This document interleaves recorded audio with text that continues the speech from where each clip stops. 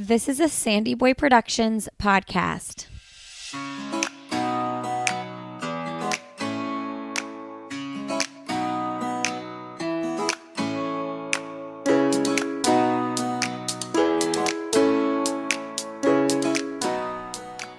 Hey everybody, welcome to Why Is Everyone Yelling with Lindsay Hine. I'm your host Lindsay, and I'm so grateful you're here today. This is a podcast for parents or anybody helping raise kids, and I hope you get a little something from every episode that is useful in your life. Today's episode of the podcast is sponsored by Previnex. Previnex is where I get all of my vitamins and supplements, vitamins for my children, and also protein powder, which we make delicious smoothies with every day in this house. Their vitamins at Previnex are clinically effective, and they promote longevity, performance, and everyday health. I spent years standing in Target looking at the vitamin aisle thinking, what company do I buy from? What vitamins are actually good? What vitamins work? And I'm so excited to have finally found Previnex because I believe in their mission, and I've actually interviewed the founder of Previnex, so I feel very strongly about the quality of their products and also the work they're doing.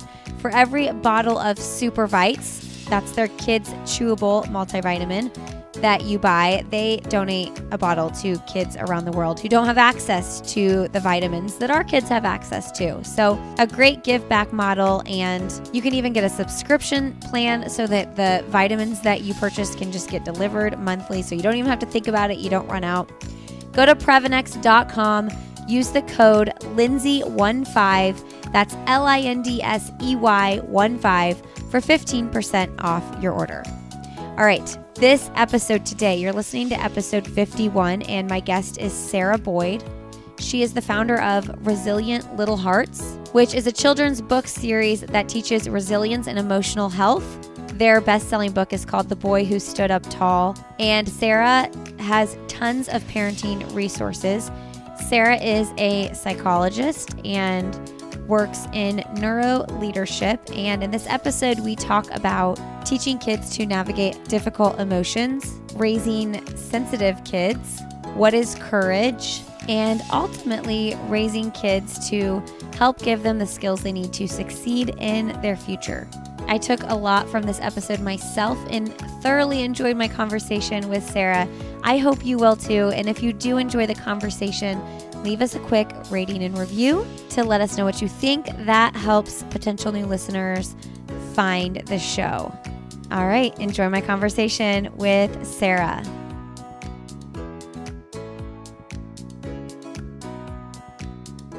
Today on Why Is Everyone Yelling, we have Sarah Boyd on the show. Welcome to the show, Sarah. Thank you for having me, Lindsay. I'm excited. Sarah, where do you live? Okay, so you can probably hear from my accent. I'm Australian. So born and raised in Australia, Sydney, Australia. But my husband and I and our family to young children, we relocated here to the USA 4 years ago, and we now live in Southern California in Orange County. So we left sunny skies, but we do still have sunny skies, which has been good. Yes. What brought you to Southern California? So my husband and I have run a separate business to what I also do. And so it's in the personal development space. And so we moved the business over to expand it into the States. Is he from the United States? No, we're both from Australia. Oh, wow. Do you miss your family so much? Yes, miss lots of people very much. Miss just culture and just the familiarity. I think wherever you got brought up, there's something really calming about returning and that sort of stuff. So, yeah, love Australia. Okay, I've just moved 10 hours from home, which for you, that's probably like, you're probably like, oh, you just moved down the street, you know? No, it's still a massive move. As soon as you move anywhere, I feel like where stuff changes, where schools change or your general grocery store changes and all that sort of stuff, it's still just as big a move. So before we dive into like the topic of the day, I guess I just need to be a little bit selfish here and ask you for some thoughts and advice on moving. Everybody tells me you got to give it 2 or 3 years to really feel settled and like you're home, and we're Yeah. just 2 months in. So, Yeah. so what advice do you have? So, yeah, lots of little tips. I definitely feel like it does take a couple of years to fully feel like it's home, but I feel like there's lots of stuff you can do. One of the things that we prioritized really early on was setting up our home and especially our kids' bedrooms and just like creating that sense of normality for everyone in the house. I mean, for us, when we moved, we had nothing. Like, I didn't even have cutlery. The girls at the checkout at Target thought I was hilarious because I was like buying the whole store. But I think too, just finding your general things, that our community is really big when you move. I think whether you're involved in a church community or sports community or organizations, like finding your footing there makes a big difference to how you kind of reacclimatize to the new space. I resonate with that so much because I have been buying some furniture.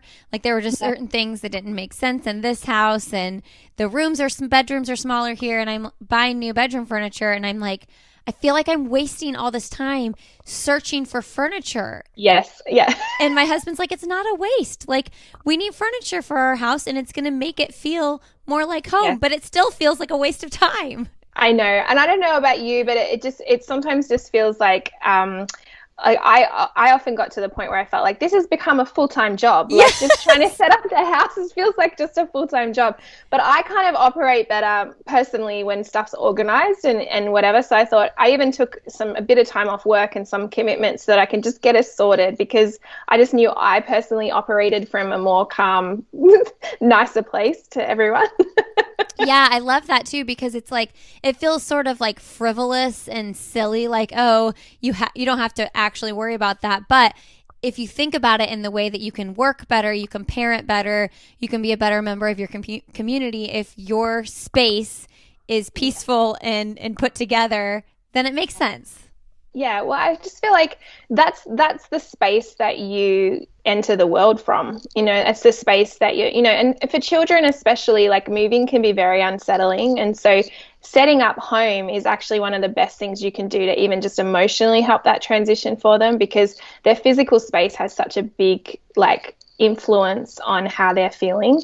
So I don't think it's frivolous at all. It feels like it. And I think sometimes as women, we're our own worst enemy. Like, we tell ourselves all this sort of stuff. But in actual fact, we're creating an environment for ourselves and our family to thrive. All right, guys, I'm taking the week off next week. Bye. We'll see you next week. Okay, well, Sarah, we're talking about kids and their emotional health today. So that's a great transition from talking about setting up this environment in the house.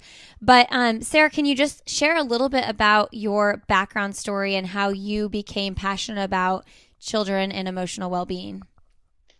Yeah, so my background is in psychology. I studied psychology at university and had the opportunity to go on and, become a clinical psychologist, but I never really felt like that was what I wanted to do. I was very passionate about just educating people with the general understanding of, I just felt like there was so much understanding and knowledge in the psychological field, but it was kind of, at that time especially, we're talking a decade ago, very much only understood by people who are in the clinical psych. So I was very passionate about, sharing kind of tips and stuff that would work. And then just over the years, worked in different leadership environments and started teaching resilience as a topic in corporate training. We would go in and my husband and I would run corporate training in resilient workshops. And I just had many adults in their 30s and 40s and 50s and even 60s kind of finish the workshop in tears saying, I just wish I knew this information when I was younger, because it was just so life transforming. I think sometimes what you think is basic information, you forget, not basic, but you just forget that it's very new to a lot of people.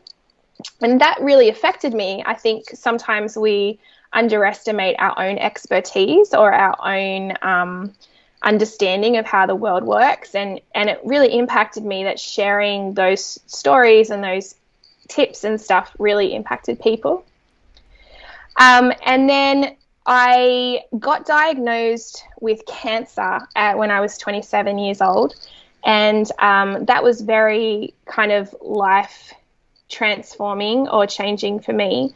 And and very confronting. And it made me really think about what I wanted to do with the rest of my life. And I was diagnosed with thyroid cancer. And I was very, very lucky and blessed. And after 18 months of treatment, I was all cleared and given the kind of, they never call it cured, but I was given, the green light.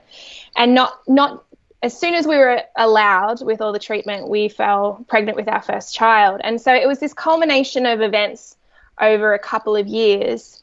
I think becoming a mother, like for many people, is just like it was a life-defining moment for me. And including all the stuff that I had been going through, realized that, my children are growing up in a very different world than I grew up in, than we grew up in.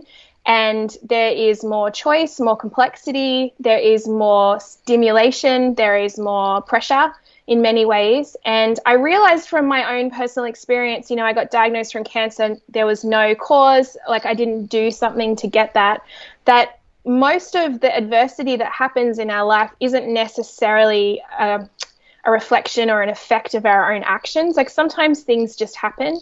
And I realized that one of the most important skills or characteristics that I really wanted to develop and nurture in my children was resilience and emotional health. And I think it just culminated my background, my psychology. Then I've forgotten that story. I went on and got a Master's of Educational Psychology and a Diploma of Neuroscience of Leadership. So I had the study side, but I think it was the very real life experience of going through very dark times and having to wrestle with hard feelings and confronting feelings, and becoming also a mother. And just, I think there's something innate in being a mum that you just want to help build your children and help cultivate them so that they have a stronger start in life. One of the things I wrote down from something I read that you wrote was there's a difference between believing our emotions and recognizing that we are experiencing those emotions. And man, I struggle with that. It's like you can feel something, but you don't have to be that feeling. And figuring out how to navigate that as an adult is really hard. I imagine teaching that to our children will positively affect them when they are our age. 100%. And I think there's been a huge increase in mental health awareness over the past few years. These conversations, people even on social media and stuff are becoming more aware of it. There is this idea in psychology, and it's called metacognition, which is a person's ability to reflect or observe their own thoughts and emotions. And so it's, your ability to kind of step outside yourself and notice, hey, my brain is thinking this, or my feelings are feeling this. And all the research and studies show that metacognition is one of the key skills in order to regulate your emotional stress system and also just develop that emotional health. And so one of the things that we can do early on with children is just depersonalize the thoughts they're thinking and the feelings they're feeling. I don't know about you, but you can go into a very dark place very quickly if you just start believing every single thing that you think, as opposed to being able to step back and say, oh, my brain's going a bit crazy at the moment, or this situation has triggered this. It gives you that ability to reflect and kind of respond rather than feel in total reaction all the time to your emotions. Because that's so exhausting. Yes. To constantly be in reaction mode. When my kids freak out about something, I try to say, I understand that you feel that way and it's okay to feel that way. But I try to walk them outside of that, outside of here's a small example. This morning, I was going to run with a jogging stroller to take my two little ones to school and drop the big boys off on their bikes at their school. And the jogging stroller, the tire was messed up. My husband tried to fix it. We couldn't do it. Anyway, my son was so mad that we couldn't take the stroller. He wanted to be in the stroller so bad, but we had to take the car. And I was disappointed too. I wanted to take the stroller. So I tried so hard to be like, okay, he's screaming, he's freaking out. That doesn't mean you need to yell at him and freak out. But I just tried to say dude, I get it. I'm disappointed too, So anyway, that's kind of like, that's not a super like deep emotional, like fear-based thing, but it's just it's a very normal thing that happens in the daily life of parenting and happens about 100 times a day.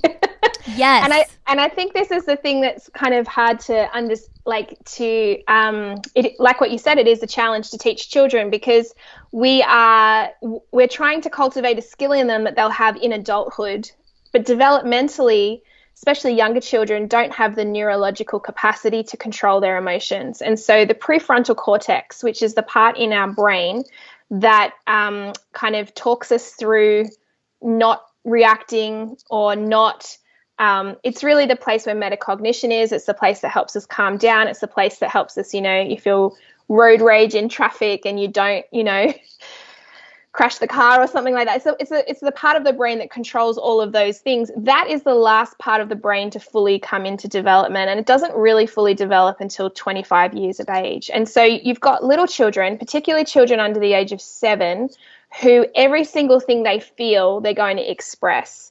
And that's normal, that's healthy. It's why parenting is so challenging, and the day in and days out is exhausting at times.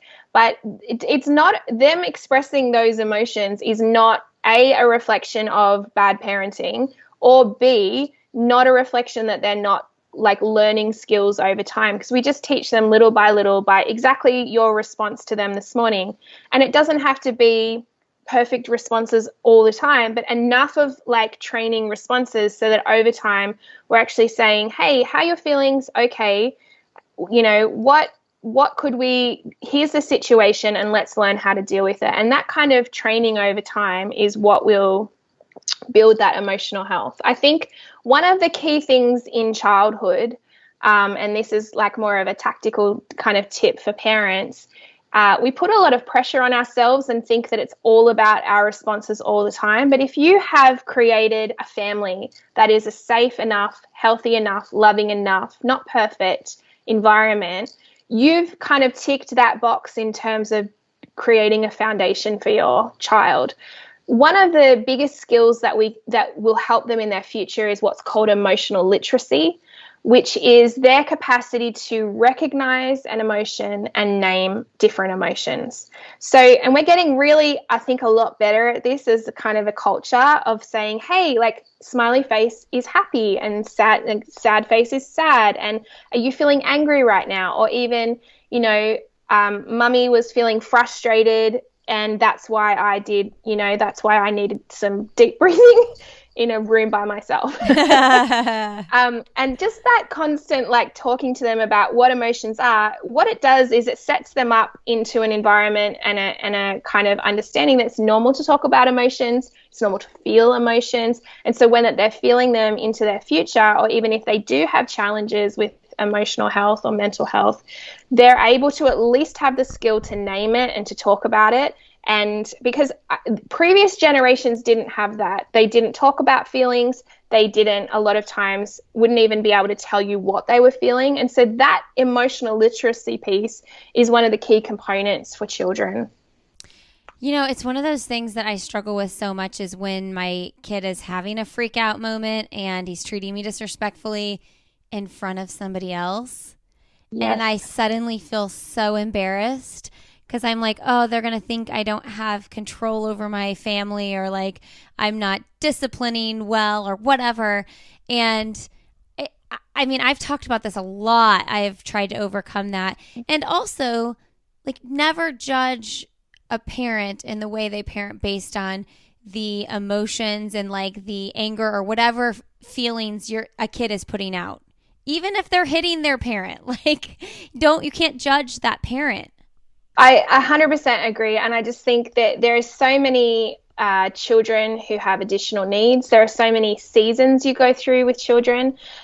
Children express big emotions they have through their behavior. So in the younger years, it's tantrums and meltdowns, especially with 2 to 3 year olds. Hitting is actually very normal developmentally at that age. As they get older, it's the back talk and the kind of disrespectful talking. And so I very much take an approach of there needs to be boundaries. We need to teach our children boundaries 100% and consequences. Because sometimes when I talk about this, parents say to me, well, are you saying that, there should be not at all. There needs to be boundaries and consequences. And the thing is, the most important thing is our connection with our child and them having someone in their world that they can actually talk to. And so when these big emotions are coming out and the hitting or the disrespect or that sort of stuff, I'm always wondering what's behind it, because typically, depending on the age of the child, there's something going on. They're really, really tired and haven't had a snack and need to be put to bed, or they went to school and they didn't have anyone to play with, or someone teased or bullied them. And that doesn't negate saying that their behavior is okay. But if you only ever deal with behavior and you just look at are they well behaved or not well behaved, what you're doing is not creating a space for them to talk about feelings and talk about different things that they're having. And so what you begin to find is as they move into the adolescent years, they're just in kind of a shutdown and the behavior just escalates. So I 100% agree with you. I hate the culture of judgment in parenting. It's one of my biggest commitments when I started our community is I never want it to be shaming for parents, because there's enough of that out there. And I just know as a mum myself, I've got a 8-year-old and a 6-year-old. When you put enough pressure on your own self, you feel guilty enough in your own self of wanting to do the right thing. You don't need someone else saying that to you either. And never judge a parent in a moment, because you don't know what's happened all morning or all night. You don't know how much sleep everyone's got. You don't know what they're dealing with in their home life. I think the reflection of healthy homes can really only be seen generationally and decades later, because sometimes you have children who they feel so comfortable and so connected with their parents that they're more likely to express their emotions and be a bit rambunctious. And I personally think that's better than being fully shut down from their parents. I don't know if that makes sense. Yeah, no, I'm curious about, let's talk about the fear thing, because this is something that you walked through, you walked through it. Did you learn these techniques, like the recognizing the fear and recognizing I feel these things, but I'm not these things kind of situation? You were already practicing psychology before that, right? So how did you walk yourself through that? During cancer and that sort of stuff. Yeah, it was something that there were skills that I was aware of and kind of knew on a kind of cognitive basis before. I think the benefit that I had with cancer is that I wasn't a mum yet, in the sense of I had time to myself. So sure. I could journal and, talk, with my husband and with my friends about how I was feeling and become aware of that. I think one of the challenges with parenting is it's so overwhelming. And so, if you're a parent listening and you're just kind of coming into understanding this kind of world, I do think it is challenging when you're in the overwhelm of day to day, because you are desperately trying to respond rather than react to your children's behavior. Yet at the same time, it can be very triggering. So yeah, if that answers your question. And how do you then take what you already knew before you walked through that, and what you know now with your parenting? If one of your, I have one child in particular that the fear thing is it's just way bigger than my other kids at this point. As in they are experiencing the fear? Yeah, here's an example. We'll all be out on a boat together and the waves get really rocky. I have one kid that fear just takes over him, and he cries and he's so scared. We were at the lake the other day, and it took him about 45 minutes to get out into the lake after the other kids were already out there, because he was fearful of what was in the lake. So just things like that. So I'm just curious, how do you talk to a child like that who experiences fear on a deeper level than probably the average child? Yeah. So I think the first thing is to probably just as the parent to kind of recognize that they are feeling very real fear. So sometimes we compare the situation they're afraid of to how we would feel. Like we look at that, in that example, and say, well, it's just, of course it's safe. There's a boat, or we'll be with you, or whatever. But they are viscerally feeling fear, similar to if you were in whatever scary situation you feel in. So I think that empathy is important in the way that we approach a child like that. I do think that it's important to see it in context. Is it just a specific situation that is always triggering for the child? Like, is it just on the water, but in other situations, are they fine? Then you're kind of dealing with like a situational fear. But if you're dealing with a child who becomes overly responsive like that to almost all situations, then that is a different approach. And you've probably got a child with either a high sensitivity personality temperament or sensory processing sensitivities, sensory processing disorder. They might have anxiety, they might have ADHD. And I'm not saying this for your child in particular, but when there is a general response to life like that, there is typically more going on in the way that they are inputting the world. So taking the concept of a child with high sensitive personality temperament, these children, they actually neurologically experience the world more intensely than the rest of us. They are also more prone to anxiety and fear.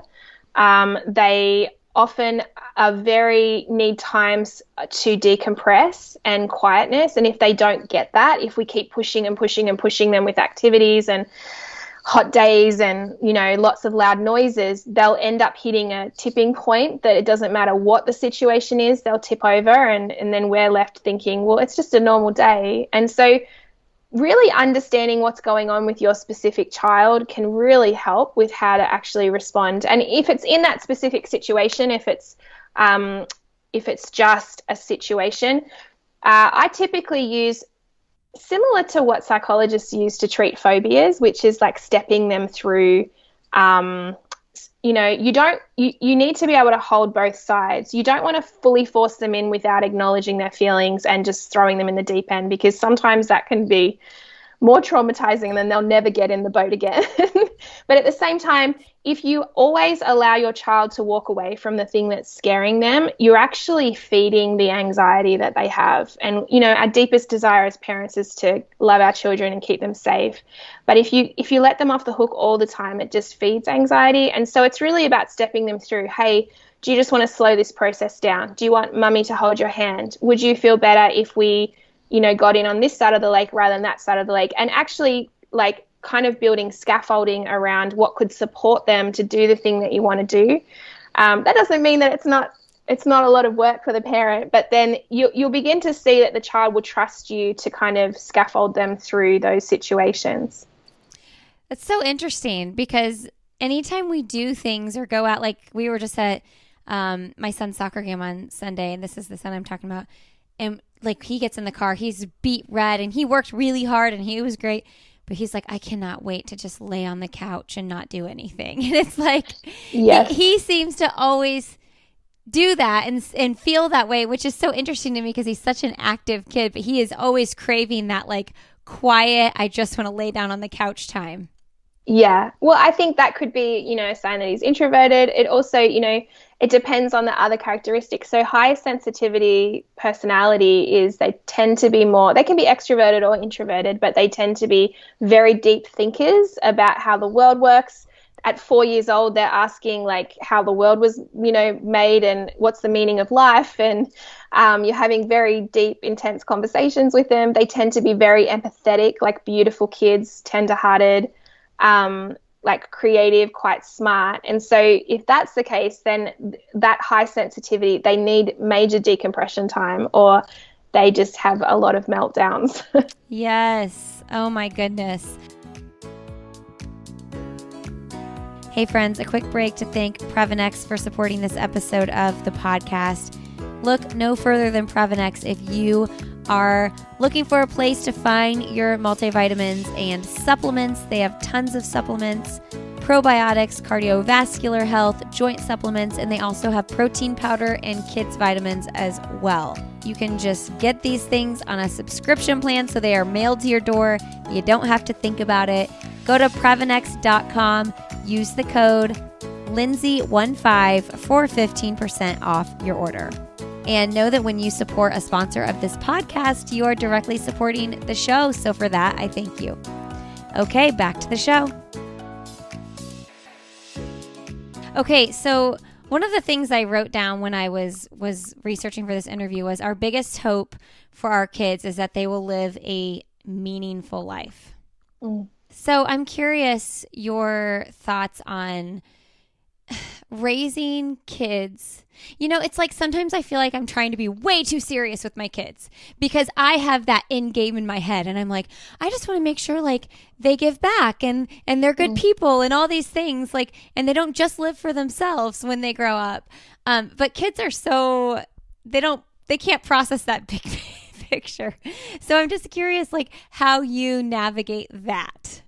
Yeah. So, yeah, that's a good question. So hard. I think meaningful, I think it's important to define what that means for you. For me, it's really important that they are not getting caught up in like a competitive, just chasing things that don't matter.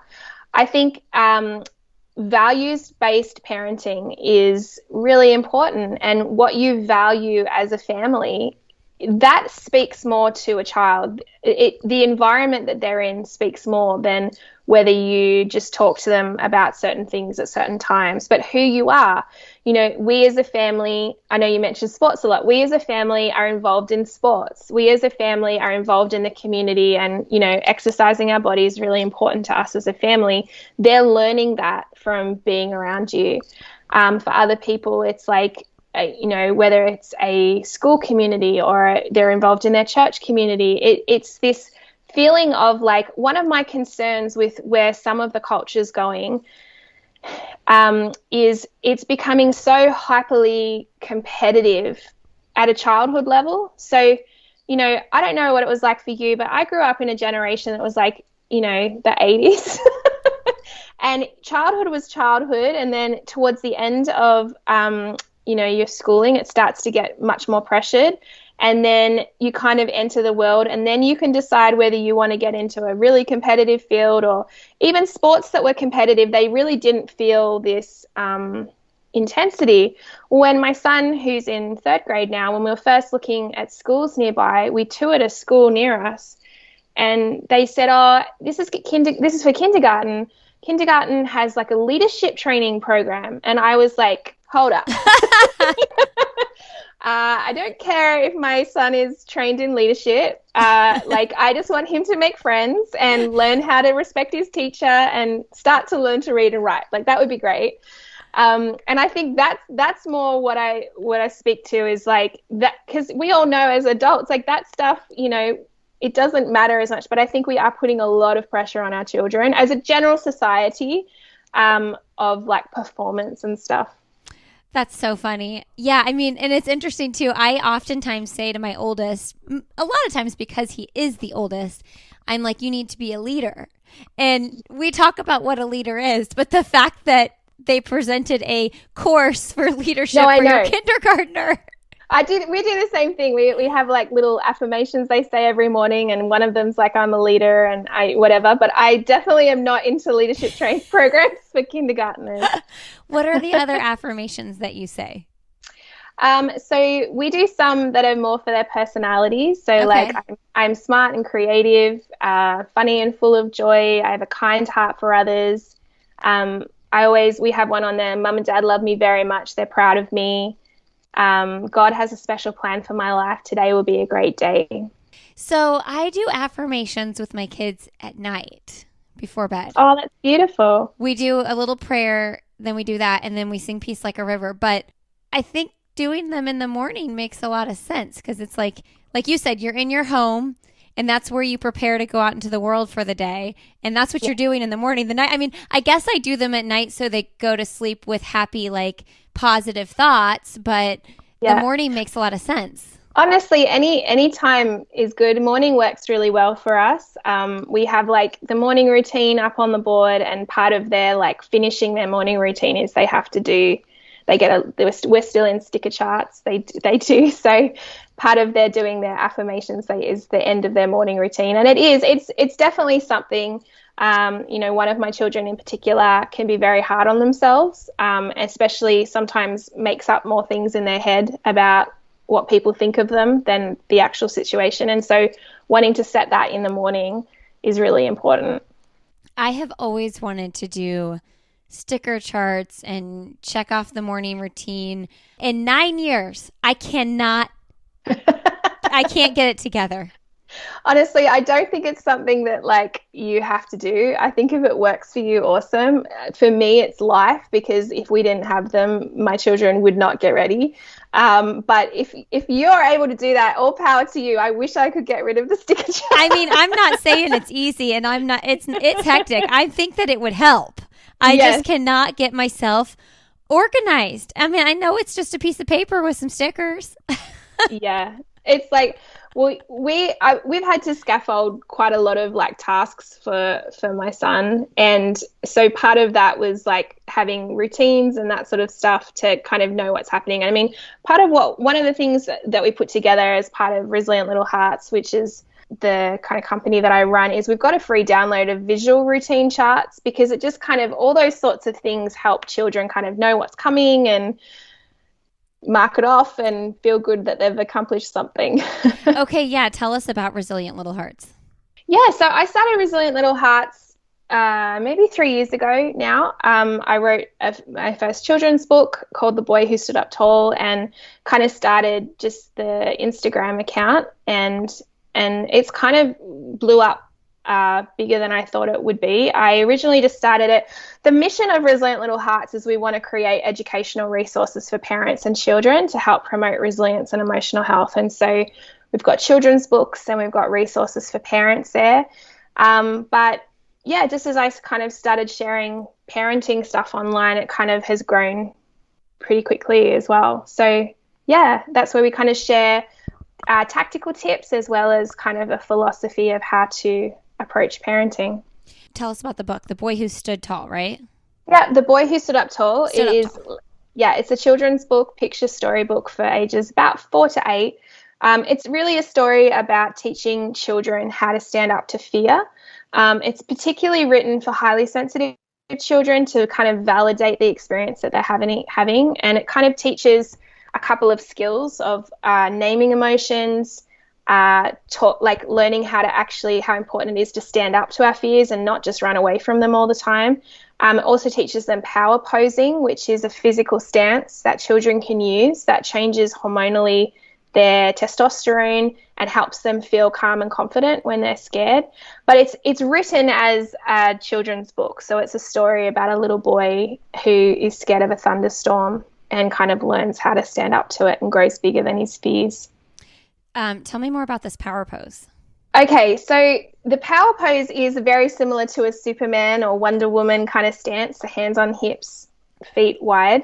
And so a lot of this research has only really been shared for adults, because it was found, in corporate settings or whatever, when you're feeling a lot of anxiety but you need to perform. Standing in this power pose for 2 minutes can significantly decrease the stress response in the body and increase hormonally how you feel calm and confident for hours later. So, a lot of times they were talking to people who were working in jobs or performance situations, and they're saying, just go find yourself lock yourself in a bathroom cubicle somewhere, because it might be weird to do it outwardly, and stand in this power pose. And so it's one of the things that you can do with your children to kind of, let's be Superman for a few minutes. You can put a timer on or put a song on, and it really does help center them and helps like change their internal chemistry, because similarly probably to how with sports, exercise, all that kind of movement stuff changes the way that we feel. And so using all these different kind of strategies helps to kind of combat everything from every angle. I love that. Okay, lastly, let's just touch on courage a little bit, and just can you define what that is and how we teach our kids to be courageous? Yeah. So courage cannot be, like, to quote a well-known quote, the absence of fear, because sometimes we praise children for being courageous when they do something, but they weren't actually afraid of it. They're just, confident and boisterous, and they're just naturally that way. For courage to exist, there has to be fear. And so it's important for us to recognize and really just identify and recognize moments with our children when they are showing courage, when they were scared to play in the sports game and they still did it, when they were scared to read aloud at school and they still did it. Because what courage is the decision to do the thing that you were scared of.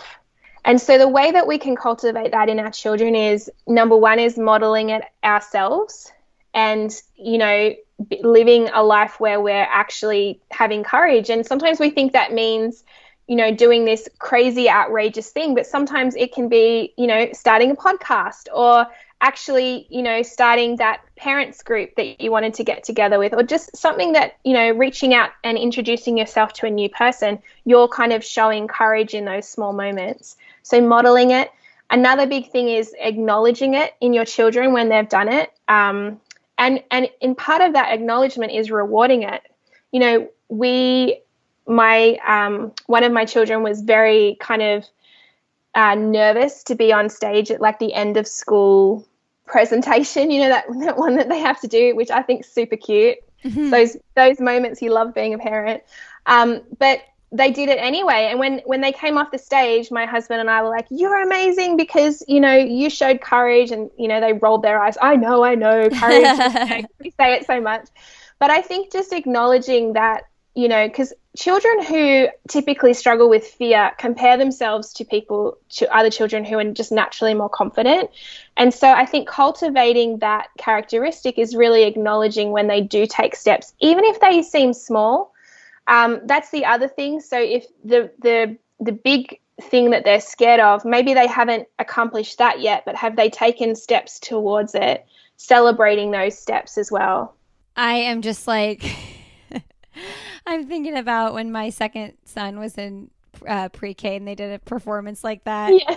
And he just stood like right behind someone and put his head down and looked away the entire time.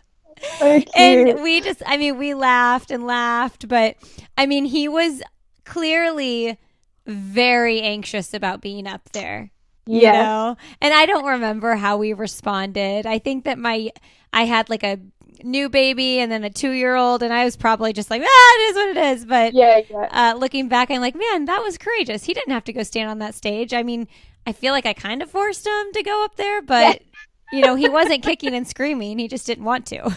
Yeah.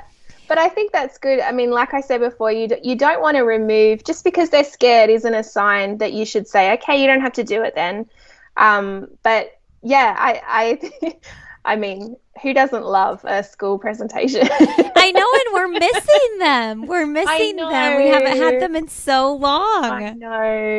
I know. You almost forget, and they're so darn cute. They're the cutest ever. Oh my goodness.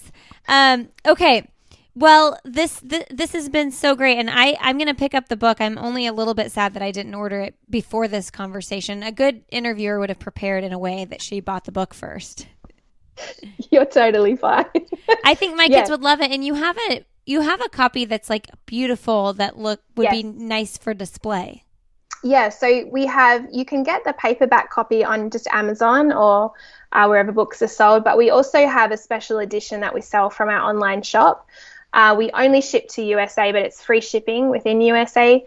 And so if you just go to our website, resilientlittle.hearts.com, you can click on the shop.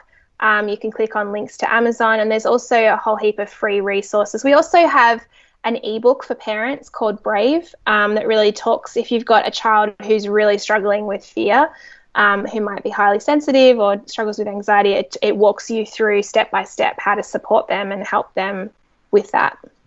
Okay, so what is your big dream goal for Resilient Little Hearts? My big dream goal is to create a lot of resources, like a lot of children's books, a lot of parenting, whether it's courses or books. I feel like to support parents, teachers, like anyone working with children, anyone who's raising children, to help support them. One, because I believe like our children are our next generation and I want them to be strong and looked after. And also from the parents' perspective, it can be a very lonely and challenging experience when you have a complex child that you just don't know what to do with, and it affects your whole life because they're a massive part of your heart. And so we want to come alongside families like that and support them. And if you do feel that way, I cannot tell you how many times I just throw my hands in the air and I'm like, I literally don't know what to do. I do not know what to do in this situation. It happens all the time. Yeah.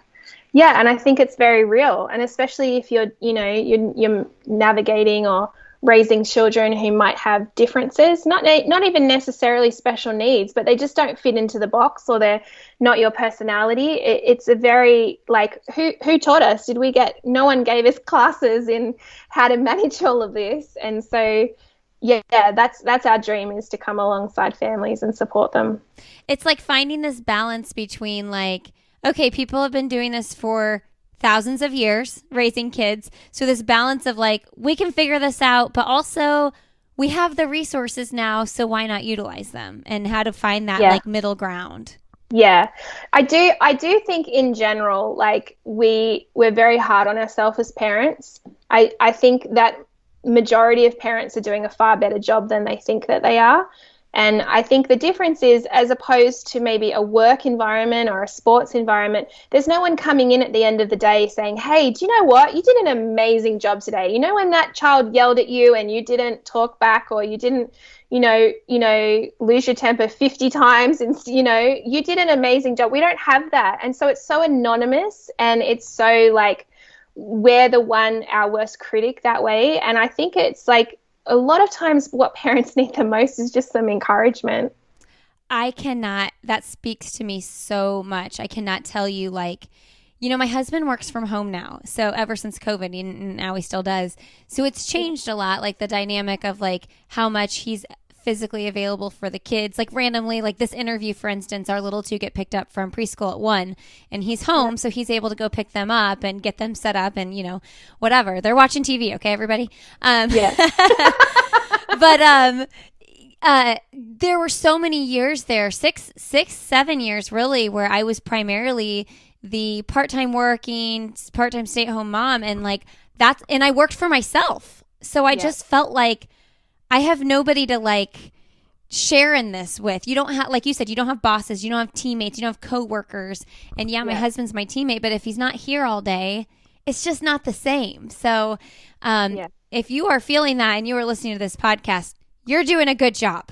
You're doing a great job. And if you are in a position where you're parenting with someone, like you're married or your partner and you're doing it together, this is a little trick that my husband and I started this last year, is the person, because we're in the exactly same position, we both work from home. And so with COVID, our children were home and we were managing homeschooling. Whoever was with the children, the other person would come in and didn't even know what had happened and would just do a little pep talk. You're an amazing person. You did an incredible job. Like it was just, and it's just amazing when someone's actually verbally saying that to you, where you're like, oh, okay, yes, I'm all right. And so if you've got that, I would just encourage husbands, wives, partners, whatever it is, just like tell them they're doing a good job, because even if they don't know what's happened, you're just at the end of the day or an end of an hour not feeling great. So everyone, you were doing an incredible job. I love that. I don't know if I can get my husband to buy in on that, because I feel like he'll think it's corny, but I think it's amazing. He's just very I don't know if cynical is the right word, but he's just very much kind of it is what it is kind of guy, Yeah. Maybe you need to do it with a girlfriend or something. That's or what I was going to say. Yourself. Yeah. I was going to say that too, and go be that friend to someone else. It always feels so good when your friend will randomly say to you, I just want you to know that I think you're doing a really good job. It might feel so small to send that text, but it'll mean so much to the person you send it to. Yeah, it means a huge amount. And when you think about when someone's thoughtful to you like that, it changes your whole day. And especially when you're in a season where maybe there's one particular of your children, or even just COVID was just one of those seasons, or still is one of those seasons. It's just parents are tired. They are the most exhausted I think I've seen people, and to do anything and to show up in a great place when you're exhausted. And that's why, one of the things that I talk about is like, you're not a bad parent, you're just tired. Like, you just need to go and have a sleep and some quiet time to yourself, and you'll show up a completely different person the next day. Just go have a good cry. Yeah, go have a cry. Buy yourself a bunch of flowers and a coffee. And so good. Yeah. Okay, Sarah. Well, what is one thing professionally or personally that you would like to do that you haven't done yet? Well, I'm going to cheat on this one. I've done a little bit of it, but I want to do more traveling, which is like probably everyone's answer since COVID. But I would love to do Europe a bit more. Is there anywhere, big, small trip that you've taken with your kids that you would recommend other people do as a family? Yeah, we've traveled quite a lot with our kids, actually. We've traveled sometimes for work. When they're younger, I wouldn't suggest, even though we did it, traveling to see lots of places. So anywhere that I feel like we've seen Mexico when we were in Australia, Fiji, but basically anywhere where you travel to one place and kind of stay around that area. That works great with younger kids. So yeah, I would say Mexico or Fiji. I mean, we're lucky we're in California, so my kids have obviously done Disneyland and Legoland and all that sort of stuff that they love. So Disneyland is one of those things where it's like, I think I want to do the whole Disney thing like one time, yes, when they're all at an okay age, but definitely not something where I want to do over and over again, because there's just so many other things to see and do in this world. Yes. No, and to be honest, my kids didn't even we've only been once, even though we live not very far away, and they didn't love it. So yeah, as much as I thought that they would. When my oldest was, I don't know, I guess he was probably 3.5 and then we had like a 16-month-old or something like that. We went for like, I don't know, one day, just to like kind of do the little Magic Kingdom area.